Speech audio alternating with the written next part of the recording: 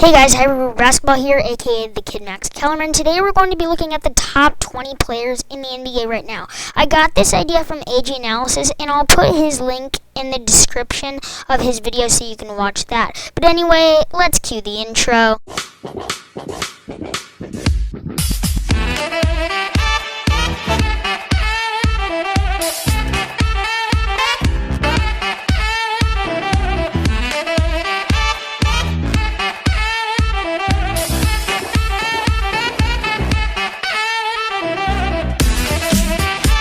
So the best player in the NBA right now is two-time NBA MVP Giannis Antetokounmpo, who just won the NBA Finals this year. Giannis had one of the best seasons of his career this year, averaging 28 points, 11 rebounds, and 6 assists. The Milwaukee Bucks star hopes to improve even more next year as he is now an NBA champion and will be doing even more things to help his team win since he has the confidence of an NBA Finals champion.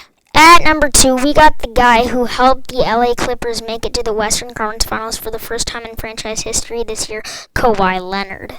This past season, Kawhi averaged 24 points, 6 rebounds, and 5 assists. And he's all doing this while leading the Los Angeles Clippers to team success as well. And you don't see that much in the NBA, superstars leading their teams to some of the best records in the NBA, but Kawhi Leonard is just one of those guys. At number 3 on my list is the MVP this year, Nikola Jokic, the man from Serbia. The Joker averaged an insane 26 points, 10 rebounds, and 8 assists this season, which is just incredibly because we know point guards usually average 8 assists per game. But Nikola Jokic is a 7-foot center. So the Mile High City has a lot to look forward to in Nikola Jokic's basketball prowess. The 4th player on my list is Stephen Curry of the Golden State Warriors, who just had the best season of his career this season, despite the Golden State Warriors not having the best year in franchise history. Steph averaged just an astounding 32 points, 5 rebounds, and 5 assists per contest this past season. Stephen Curry was the most valuable player of the year this past season, but he didn't win the MVP award because they gave it to a player who is just a little bit more popular than Curry right now. My 5th spot goes to Brooklyn Nets star Kevin Durant, who just had one of the best seasons of his career and is one of the best pure scorers in the NBA right now. The Durantula averaged 27 points, 5 rebounds, and 6 assists per game this past season. KD and the Brooklyn Nets would have made the Eastern Conference Finals this year if it wasn't for Kevin Durant's size 18 shoes where his foot was on the line in the second round versus the Milwaukee Bucks. But the Nets will be great next season, so yeah. The 6th player on my list is Joel Embiid of the Philadelphia 76ers, who was in the race for MVP this past season, but an injury stopped him from winning the award. But he very well had the best season of his career last year, averaging 28 points, 10 rebounds, and 2 assists per game. I'm sure Philadelphia 76ers fans are happy that the trust the process era is over, but they are not so happy that the Sixers lost in the playoffs this year, so Joel Embiid is going to have to go back to the drawing board. Our 7th player on the list is Damian Lillard of the Portland Trail Blazers, and he knows that time is running out in Portland. Although this past season, the 6-time All-Star averaged 28 points, 4 rebounds, and 7 assists per game. Lillard is getting more and more frustrated with how the Portland Trail Blazers future is headed, so he might request a trade. I don't think he will, but we can rank Damian Lillard 7th on the list, in my opinion. The 8th player on the list is Slovenian superstar Luka Doncic. He just had the best season of his career last year, averaging 27 points, 8 rebounds, and 8 assists per game. Mark Cuban goes after European superstars, and Luka Doncic is no different. Doncic and the Mavs lost in the first round series versus the LA Clippers this season, so Luka Doncic will have to go to the film room and see what he was doing wrong, but hopefully he can do better in the playoffs next year. At number 9, we have Celtics All-Star Jayson Tatum.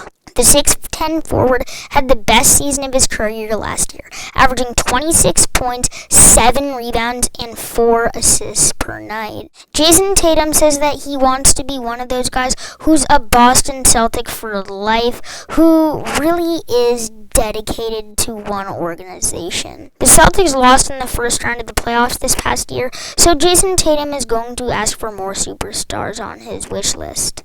My number 10 player is Anthony Davis, forward of the Los Angeles Lakers. And he is in the MVP conversation every single year. And although he had a down year this season, averaging 21 points, 7 rebounds, and 3 assists, he's ready to become a superstar again and be back in the MVP conversation as the Lakers are building a super team. And who knows, AD could be the star of the new squad.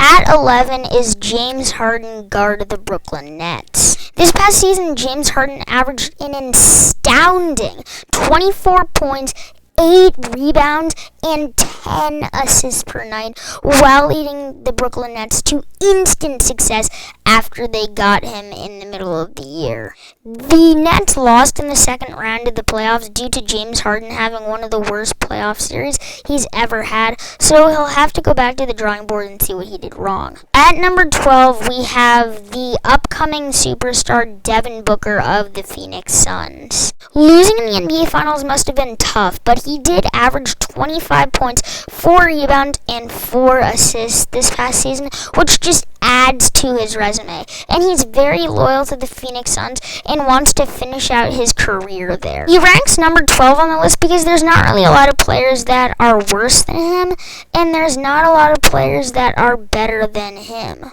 So this was a good spot to put him. At number 13 is Donavan Mitchell, shooting guard of the Utah Jazz. Averaging 26 points, 4 rebounds, and 5 assists is impressive on its own, but doing that while also leading your team to the first seed in the Western Conference is just improbable. Spida Mitchell had the best season of his career last year, and the Utah Jazz organization will look forward to building a squad around the young star in Donovan Mitchell.